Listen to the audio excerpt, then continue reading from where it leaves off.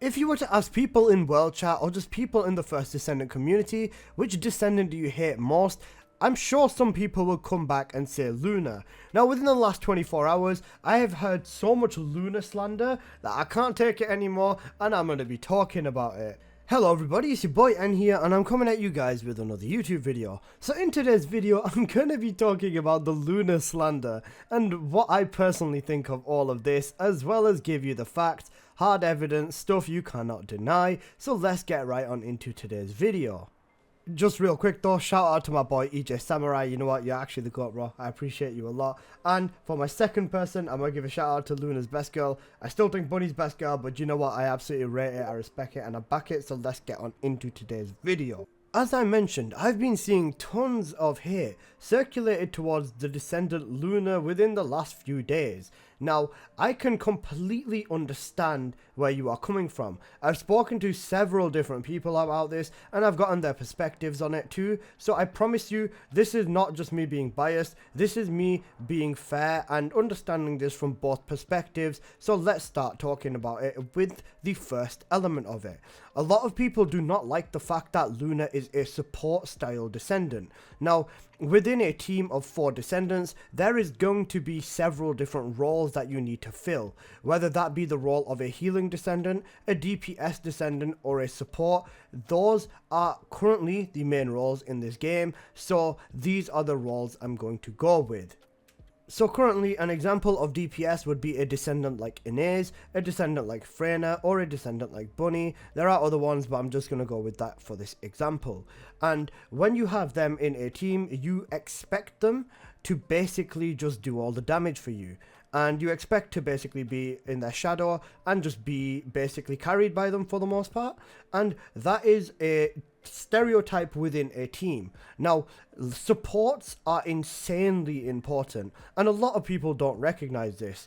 As the current state of the first Descendant is in right now, people will essentially run into public and run into random missions without any team or coordination beforehand. Now, I'm not saying that make it so every single mission requires you to coordinate a team, and if you don't, you're never going to be able to complete it. What I am saying is that there is definitely missions in this game that you absolutely do need to coordinate a team to be able to beat. And the Defiler is a shining example of exactly that.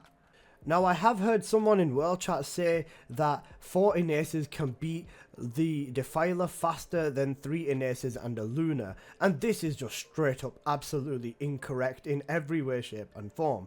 Now, I'm not going to go too hyper specific into the numbers, into absolutely everything with Luna, but the bottom line is this. When Luna has her first ability on and buffs with her second ability, the Descendants within this red circle will gain a skill power buff. And as you can see here, from using my first ability, almost every other hit is 1.2 million damage and is going up to 1.3, almost to 1.4 million damage. And that is single-handedly the power of Luna's buff. She will increase your crit, which Inez already has 100% crit chance anyways, but she will also double, if not triple, your damage because of the power of her buffs. Now, the simplest way to put this is having 1 Luna is equivalent to multiplying the Inaces. So instead of having 3 Inaces in your lobby, is equivalent to having 6 because of the difference in strength that it makes.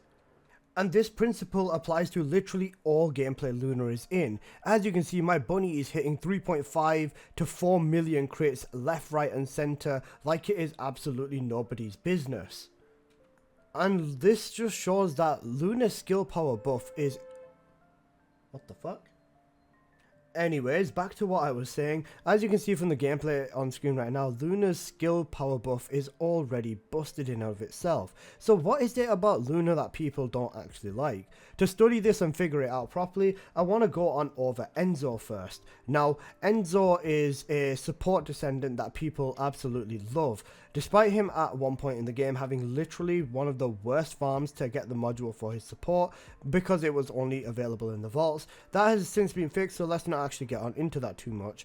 So Enzo is as I said, another support descendant that people massively love. His fourth ability allows you to get a critical hit buff on your weapons only, and this is another buff that Luna can again provide given her the right build, and people like Enzo because of that buff. Enzo is also a great support. He can do a lot of tanking, but so can Luna.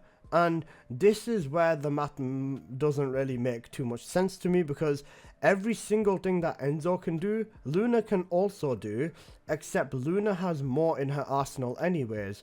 As I did say, Enzo can provide a crit buff for your weapon. Luna can provide the same, along with a buff for your MP cooldown, a buff for your HP, a buff for your ability power. You get the gist. Like, it's starting to become a little bit convoluted, because not to say that Enzo is a bad descendant, because I love both of these descendants, but in terms of just being a support, Luna's support is better than Enzo's, and that's something that I think people are just a little bit confused about, and I think it does genuinely come down to personal preference with this. I also do have my own gripes with Luna, so let me list them. The music absolutely sucks. Please let us change it next on. Allow us to create our own custom music. Just give us sound effects, give us a synthesizer, and that is literally all I ask. Just allow us to make and save our own music on Luna so that we can make different effects for each ability we use. Please and thank you. Other than that, please give her better skins. I'm just not a fan of the way that she looks. So, you know, that is basically my only two gripes with Luna. So let me show you a little bit about Luna, and then I'm also going to get on into a lot of other things. And for anyone who says Luna is too complicated, listen up. I'm going to make it as easy as it is ever going to get for you. This build over here is going to buff your skill power. You can change these two modules. These are just resistances. I've got Toxic just because I run the Defiler. This build is here just for buffing your firearm. Again, this resistance is completely optional. I use it again on Defiler occasionally. Reactor does not matter as long as it has skill cooldown and skill duration up as the bottom two stats. External component does not matter as long as it's got max MP and you're running 2 parts of Annihilation for duration up. HP is ideal on the top power. That is simply it. So for Luna's buffs, it is as simple as this. Press 1 to turn the ability on. If you don't want to use an ability, you can shoot to the beat. That will keep it active longer, and this will also build up damage multiplier or ability multiplier. So there you go, you're building up multiplier when you just shoot it like this. Then you just press the ability you want to activate, but you press it to the beat. Pressing it not to the beat will mean that you will lose it, and then you will have to wait for the ability to cool down. Simple as it gets. All you gotta do is just keep pressing to the beat to apply your buff. Once your buff does reach max like this and the dots inside your ability are colored, this means you're going to perform an enhanced one. Which one you want to enhance is up to you. If you want to enhance the skill power, you press the 2. There you go, now it's enhanced and everyone's getting an extra skill power buff, as you can see from our buffs on the side.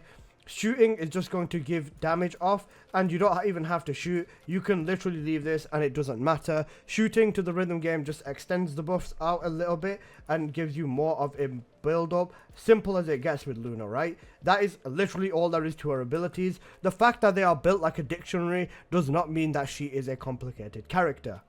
Now last up, I want to talk about the future of this game a little bit, because I feel like there is a lot of things that are going unsaid that need to be said right now. As of right now, Void Purge 20 is the highest purge we have, and even with Void Purge 20, the strat is to use a Luna to basically make it so that we can delete the boss, the final boss, in a fast amount of time. Now, this strat has already been deployed in Purge 20, to say that this strat will not be used in Purge 30 is a massive understatement. As of right now, there's people who still think that they don't want this game to rely on support descendants. And rely is a strong word. I think that it should still be possible without support descendants, but that running with support descendants is the faster way, the more optimal way. That is what I think should work the best. Like I have said before, 4 Inaces are cool, but 3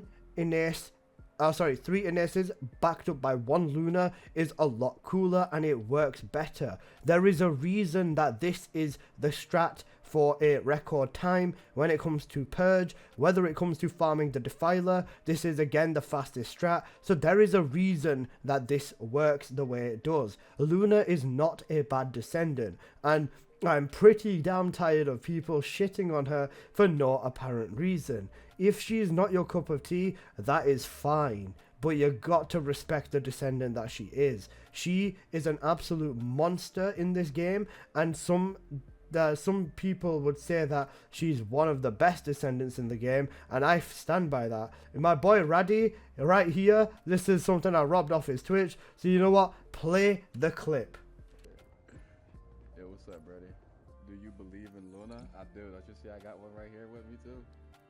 On a real though, like, why are you playing Marvel Rivals? Yo, what the hell's going on here, man? So there you go, you've heard the man say himself, he does believe in Luna. Now I just want to quickly talk about future content of the game for a quick minute here. Now, the bosses in this game are only going to get more difficult, the content is only going to scale up, and there is only so much a DPS can do on their own. Like I did say, having one Luna is equivalent to multiplying each Descendant in the team by itself. So instead of having, in this instance, having 4 Inaces and 2 Enzos, that's what it's like with having Luna here. Without her, it is simply 2 Inaces and 1 Enzo. Luna is an essential part of teams, and it's high time people figured that out, put some respect on her, and honestly give her a shot. She's genuinely a lot better than you think. And this is coming from me, who, I will be completely honest with you, was not a massive fan of Luna, but after I knew how much difference she can make, I thought I'd give her a shot, and she's ended up being within my top 10 Descendants as of right now. So you know what, take that with a grain of salt, but don't hate on her until you've given her a proper shot and seen what she is all about. And that's my words on Luna slander, because it should not exist. And Luna curb stops in ears. Have a good night.